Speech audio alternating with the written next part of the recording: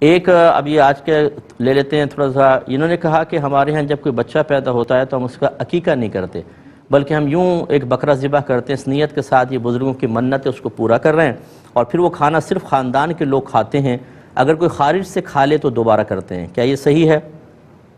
دیکھیں بالکل صحیح نہیں ہے. ایسی رسومات جو اپنی دینی رسومات کے تصور کو ختم کر دیں، ان کو تو بالکل ختم کر دیں، چاہے اس میں والدہ ناراض ہوں، والد ناراض ہوں، کیونکہ یہ بدعت ہوتی ہیں. جو ایسا کوئی بھی عمل جو سنت کو مٹا دے وہ بدعت ہوتا ہے، اور کل بدعت ضلالہ، آپ کے نبی نے فرمایا ہر بدعت گمراہی ہے. اس میں کیا بزرگوں کی منت؟ اگر کسی نے منت مانی بھی تھی تو وہ اس کی تھی، آپ کی تو نہیں ہے.